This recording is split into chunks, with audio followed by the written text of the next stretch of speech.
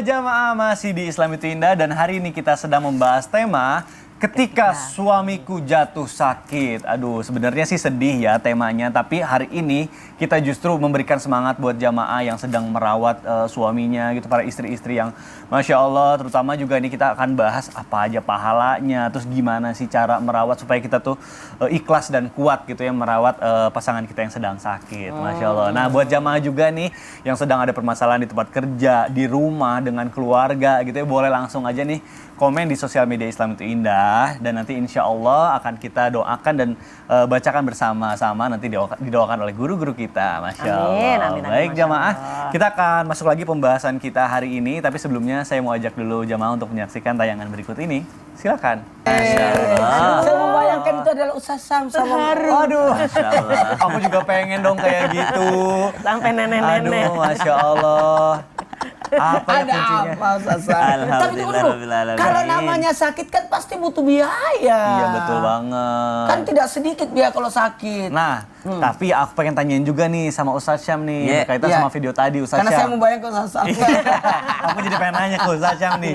Sebenarnya apa sih janji Allah ya kepada istri-istri yang merawat suaminya gitu? Ya. Kemuliaan apa yang didapat? Nah, ini pengen tahu kita semua nih, mohon penjelasannya guru nih. Masya Allah, Silakan. tabarakallah, tabi guruku, Ustaz Maulana, Bunda Lulu, Mas Mikdad, serta guru-guru kami yang dimuliakan Allah Subhanahu wa Ta'ala. Semoga Allah Subhanahu wa Ta'ala memberikan kita keberkahan melalui apa yang ditimpakan oleh Allah Subhanahu wa Ta'ala. Ada orang mendapatkan keberkahan melalui rezeki, ada orang mendapatkan keberkahan melalui ujiannya ya, di merawat orang sakit. Karena sesungguhnya Nabi SAW dalam sebuah riwayat ya bersabda bahwasanya orang yang bersama dengan orang sakit itu kalau dia berjalan bagaikan dia berjalan di tengah surga sambil memetik buah-buahan surga. Hingga akhirnya dia duduk, lalu ketika dia duduk maka turunlah rahmat Allah dengan derasnya. Barang siapa yang menjenguk orang sakit di pagi hari, maka 70.000 malaikat akan mendoakannya mendapatkan rahmat hingga di sore hari. Ya, barang siapa yang menjenguk orang sakit di sore hari, maka malaikat 70.000 mendoakannya agar mendapatkan rahmat Allah hingga pagi hari. Subhanallah, ini daripada menjenguk orang sakit. Kalau menjenguk orang sakit saja 70.000 malaikat mendoakannya, apalagi merawat orang sakit. Membesuk orang sakit, mungkin kita datang ya paling dia sakit kita datang membesuk sekali gitu ya. Kalau misalnya orang lain yang sakit kita datang paling sekali ya, maksimal 2-3 kali. Kalau mungkin ada berita kemarin dia sempat parah loh sakitnya, hampir kritis loh, datang lagi kita jengukinnya paling 2-3 kali paling banyak maksimal. Tapi subhanallah, bagi orang yang merawatnya tiap hari bertemu, pagi hari bertemu, siang hari bertemu, malam hari bertemu, siapa itu? Orang terdekatnya, yaitu pasangannya. Subhanallah. Maka yang pertama, aliran rahmat Allah Subhanahu wa Ta'ala bagi seorang istri yang merawat suaminya yang sedang sakit. Itu yang pertama. Yang kedua, dalam sebuah riwayat disebutkan tidak ada pemberian Allah yang lebih besar melebihi Allah Subhanahu wa Ta'ala memberikan kesabaran bagi seseorang. Jadi kalau udah dikasih kesabaran sama Allah, itu adalah pemberian Allah yang sangat besar. Itu adalah daripada hadiah Allah yang sangat besar. Maka apa yang bisa menguji kesabaran? Salah satunya yang bisa menguji kesabaran adalah ketika istri merawat suaminya. Bayangin saja si nenek tadi itu, tentu saja butuh kesabaran yang sangat penuh. Membuat sang kakek mau ngabisin sarapannya sesendok aja susah lah. Ini kakek ini suaminya disuruh minum habisin. Subhanallah, dibisikin lah, dicium lah, dipeluk lah dengan kelembutannya. Maka tentu saja itu adalah pemberian kesabaran dari Allah Subhanahu wa Ta'ala. Yang pertama, aliran rahmat Allah. Yang kedua, daripada kesabaran tentu saja bernilai pahala juga. Yang ketiga, terapi daripada terapi spiritual, karena tidak mungkin merawat orang sakit tanpa adanya kasih sayang. Tidak mungkin, apalagi bagi orang yang terdekatnya. Orang sakit itu kan sensitif. Subhanallah, kamu udah nggak sayang aku lagi ya kalau aku keadaanku kayak gini. Aku udah nggak seperti dulu lagi ya. Maafin aku ya, aku nggak bisa cari nafkah. Maafin aku ya, aku nggak bisa memberi nafkah. Itu yang biasa yang terlontar daripada orang yang sedang sakit. Malu rasanya dirawat, apalagi yang dirawat adalah seorang suami yang merasa bahwasanya saya ini punya tanggung jawab untuk memberi nafkah. Justru saya sedang sakit, saya terbaring di sini. Justru istriku yang sedang sibuk subhanallah, mencari obat ke sana kemari, merawatku subhanallah, ada rasa minder bahkan bisa sampai ke mentalnya, maka tidaklah mungkin yang merawatnya tanpa kasih sayang. Maka pada saat itu pula dia melatih kasih sayangnya, dan siapa yang menyayangi makhluk yang ada di bumi, jangankan suami gitu ya, makhluk yang kecil saja disayangi, maka dia akan disayangi yang ada di langit, yaitu Allah Subhanahu wa taala. Apatah lagi yang disayangi adalah suaminya. Yang keempat, tentu saja merawat suami adalah pintu surganya seorang istri. Wallahu taala Masya alam. Allah. Jadi di saat hidup pas-pasan gitu ya, berusaha semaksimal mungkin supaya suaminya sembuh, itu berarti ganjarannya Masya Allah luar biasa banget, banyak Sembuh banget. tidak sembuh tetap banyak pahalanya. Tetap aja pahalanya banyak. Nah itu mudah-mudahan jadi penyemangat buat para Amin, istri amin. yang sedang Amin. merawat suaminya, Masya Allah, semangat terus nih Masya Allah, karena ganjaran pahalanya luar biasa, surga hadiahnya Masya Masya Allah. Allah. Baik jamaah Islam yang dirahmati Allah, kita akan melanjutkan pembahasan kita. Selanjutnya saya mau ke Ustadz Maulana nih. Ya. Ustadz, nih apa izin bertanya nih. Sebetulnya di dalam Islam boleh nggak sih kalau misalnya seorang ibu gitu ya, kan merawat suaminya sedang sakit Ya. gitu ya. Nah dia tuh ingin terlihat tegar, nggak mau anak-anaknya ikut sedih, akhirnya merahasiakan kondisi suaminya. Ya. Atau misalnya mungkin anak-anaknya masih kecil gitu, nggak mau kepikiran lagi fokus sekolah gitu. Nah ini boleh nggak dari sudut pandang Islam merahasiakan keadaan suami yang sedang sakit? Oke, Mohon siap. penjelasannya Guru, silakan. Izin Sasan Iya. dan Bunda Lulu. Ya. Masya Allah, tabarakallah, hari ini 18 Jumadil Akhir 1444 Hijriah, 72 hari lagi kita akan masuk bulan suci Ramadan. Alhamdulillah. Masya Allah, tabarakallah, Lagi. satu hal buat kita, jamaah yang dimuliakan oleh Allah, bagaimana teknik nih, cara seorang istri menghibur suami yang sedang sakit, tapi juga memberikan ketenangan kepada keluarga, diantaranya adalah anak-anak, Iya. supaya tidak ikut stres, Iya. Stres. Stres. Stres. tidak ikut stres, Sedih. tidak ikut sedih, Sedih. lebih bangkit. Ingat, ketenangan itu separuh daripada kesembuhan. Ketenangan itu separuh dari kesembuhan. Jangan panik. Ya. Kalau semua ikut panik, kaget, bisa jadi yang lainnya jadi drop. Ya. Harusnya semangat. Dan boleh nggak seorang ibu, dalam hal ini istri, merahasiakan kepada anak-anaknya supaya tidak panik? Jawabannya boleh-boleh saja. Karena kondisi ini juga, lihat juga, jangan sampai anaknya ada penyakit juga, sehingga justru menambah orang sakit atau rusak Psikologi. ya itu Mentalnya. mentalnya, anunya, Apalagi? Pikirannya. drop dan sebagainya. Ini Ya. yang harus dijaga. Maka jawabannya boleh. Coba belajar dari dokter. Biasanya dipanggil siapa yang paling tegar, dipanggil, beritahukan. Saya waktu almarhumah sakit, saya selalu diberitahukan sama dokter begini kondisi-kondisi, dan ini saya tidak sampaikan kepada keluarga, justru memberikan semangat. Ingat, ada 3 manusia yang diberi makan oleh Allah. Allah memberi makan 3 manusia. Yang pertama adalah orang yang berpuasa.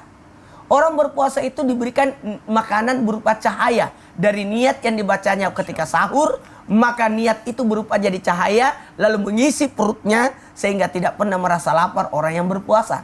Kemudian orang gila itu diberikan makanan oleh Allah yang tidak terlihat oleh manusia, yang sehingga orang gila itu lebih semangat dibanding orang sehat. Oh, jadi kalau kita terlalu semangat.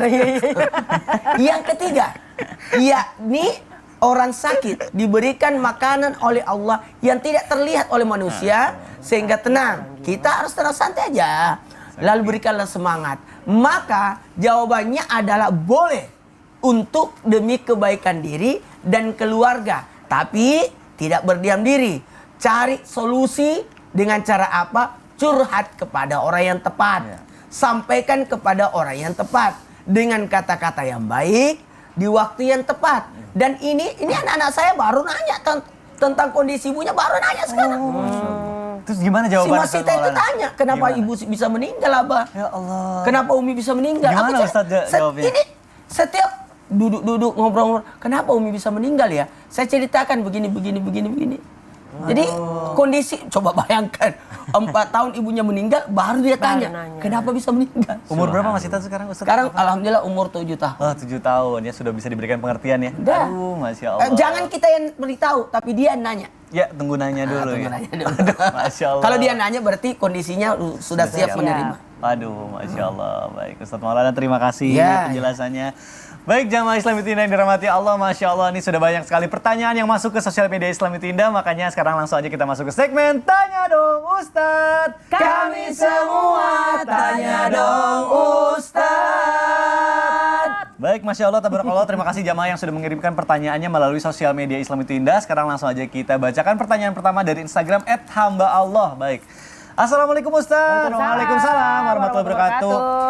Saat suami sakit, nggak ada yang mencari nafkah, sedangkan biaya rumah sakit terus bertambah setiap harinya. Kalau kayak gitu boleh nggak sih istri berhutang atau bahkan membuat donasi untuk biaya kesembuhan suami yang sedang sakit? Dikarenakan sudah melakukan semua hal tapi belum juga menemukan jalan yang terang.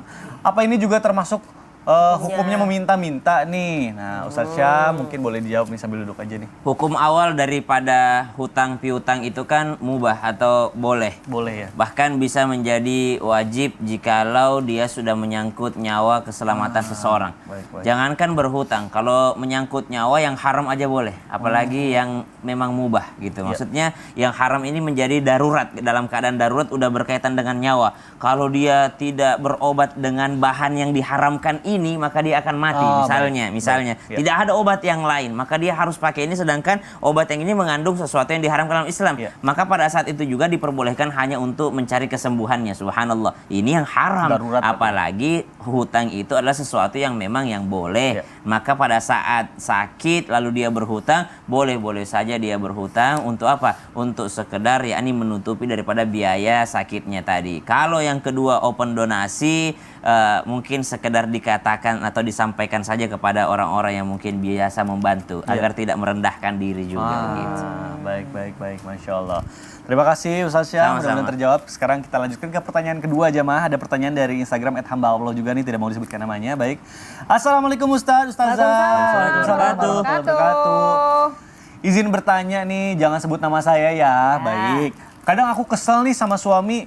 Kalau lagi sehat, dia suka minum-minum, bahkan bermaksiat. Astagfirullah. Tapi saat udah sakit, bagaikan anak kecil yang butuh perhatian. Bagaimana aku bisa ikhlas merawat suami sakit yang akibat ulahnya sendiri suka minum-minum, selingkuh, pas sakit baru inget saya. Tapi nanti kalau dia udah kembali sehat, bakal gitu lagi Ustadz. Gak ada tuh keinginan tobat karena Allah udah memberi dia sakit. Kadang rasanya saya ingin menelantarkannya, tapi saya nggak tega. Walaupun dia seperti itu tapi tetap suami saya. Terus saya mesti gimana nih Ustadz biar hati saya tetap ikhlas merawat suami saya saat sakit? Ustazah Lulung pas banget nih, harus dari sudut pandang wanita. Silakan mau dijawab melalui tausiah, silakan. Mohon izin Ustaz Maulana dan Kak Mikdad. Iya. Assalamualaikum warahmatullahi wabarakatuh. Waalaikumsalam warahmatullahi wabarakatuh. Alhamdulillahirrahmanirrahim. Wassalatu wassalamu ala nabiyina Muhammadin wa ala alihi washabihi ajmain. Amma ba'du. Jadi untuk yang bertanya, Masya Allah ya, ini suami dalam keadaan sehat aja bermaksiat. Sekarang sakit udah kayak bayi. Kolokan, ya kan, rewel. Nah, pertama saya mau ngasih ini dulu ya, salut banget. Kenapa? Ibu tuh bisa seperti itu. Aku tetep tuh ya, walaupun aku kesal tapi aku nggak tega juga. Itu kalau saya mungkin ngadepin gitu, walau alam. Apakah sabar dengan ibu ya kan? Nah, ini pertama, alhamdulillah. Mudah-mudahan sabarnya terus. Karena apa? Amin, ya Allah. Namanya juga perempuan seperti itu. Katanya cintanya kayak kuku. Udah dipotong, numbuh lagi. Dipotong, numbuh lagi. Maksudnya apa nih? Kesel, tapi ntar nggak tega. I miss you but I hate you, my boy. Aku rindu, aku sayang, tapi aku benci gitu loh. Kenapa? Kamu nanti kalau sehat lupa deh tuh ya, sama yang namanya peraturan-peraturan dilanggar, minum, sehingga yang namanya sakit akhirnya perutnya sakit, ini sakit. Yang pertama, teruskan semangat dalam merawat suami. Karena apa? Tadi guru kita menyatakan kemuliaan didapat tuh banyak banget. Kenapa? Kalau kita ngomongin kesel sih kesel, namanya juga perempuan, basyarun, yaitu manusia biasa. Kesel udah pasti, gondok udah pasti, namanya wanita, balik lagi, kesel tapi dirawat juga. Ibu-ibu nih, kesel sama anak, kan udah mama bilang sepatu jangan taruh di situ, di mana kamu taruh? Dia cari juga. Kalau emang dia kesel, udah kamu yang cari, mama gak mau bantuin, dibantuin juga nyari. Iya lagi. Begitulah wanita sangat-sangat hebat, balik lagi kayak kuku, dipotong numbuh, seperti itu. Yang pertama, idfa bilati ya ahsan. Pertama, terus rawat. Yang kedua, sambil omongin, bukan kita yang namanya ngajarin. Suami nggak mau diajarin, maunya apa? Dikasih tahu, tuh kan mas, gimana akibatnya habis minum, ya kan? Panas kan perutnya. Terus ada kata-kata rasain. Jangan. Tuh, di dalam hati Rasakan. kayaknya. Mungkin rasanya rasain deh tuh ya. Rasain loh, jangan juga. Dan yang ketiga, tetap berdoa kepada Allah. Kenapa? Hidayah hanya milik Allah. Mungkin kita bisa berkaca kepada Nabi Ayub, berkaca kepada para soleha-soleha di zaman Rasulullah. Ya kan, Siti Rahma, Siti Mutiah, banyak jadi contoh. Yang ketiga, yang namanya kita ini merawat suami, suka nggak suka, dia suami kita, begitu tadi katanya. Betul, Masa yang mau merawat orang lain? Toh kalau orang lain kita marah. Nah, yang keempat, minta kepada Allah kesabaran. Ya Allah, saya itu sebenarnya kesal banget. Kalau dalam surat An-Nisa dinyatakan begini, la yuhibbullahu al-jahra bisu'i minal qaul illa man zulima. Memang Allah tidak suka dengan perkataan jelek yang kita katakan terus terang. Sebel banget nih misalnya. Tapi Allah memaklumi dari orang yang dizolimi. Merasa terzolimi dong. Pas udah sakit aja baru ingat kita. Walaupun seperti itu, ingat istighfar jalan terus. Kenapa? Emang kita manusia biasa. Jadi yang keempat ya, kekuatan kesabaran ini minta sama Allah. Isbiru wasobiru. Selawat, sambil selawat.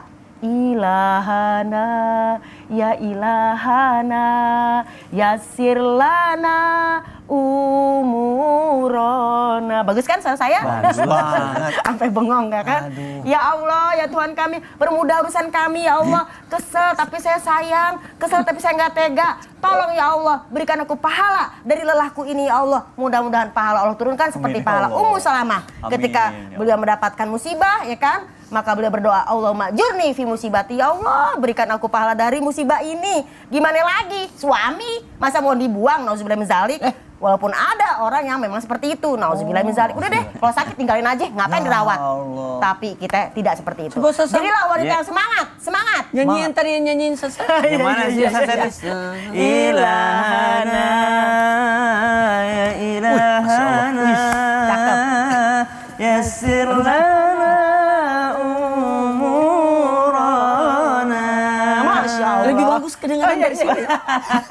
Versi laki-lakinya, Ustaz. Guru-guru, aduh, aku ada buah-buahan, ada anduk, Ini ada mau ngapain? bantang. Mau piknik, mau piknik. Masya Allah. Mau piknik bukan di sini. Bukan lah Ustazah dulu. Nih, Mau aku tuh ngapain? mau tanya sama Ustazah. Katanya kalau kita misalnya mau merawat suami, itu ada adabnya. Nah, ini ada berkaitan nih sama barang-barang yang aku bawa ini, ya kan? Jadi kalau merawat orang yang lagi sakit apalagi suami ada adabnya. Iya, ya. Mau dijawab sekarang? Mau dong. Nanti aja deh. Setelah yang satu ini bagaimana adab-adab selanjutnya. Jamaah alhamdulillah. Lillah. Ya udah buahnya. Ya, makan kita deh, makan aja.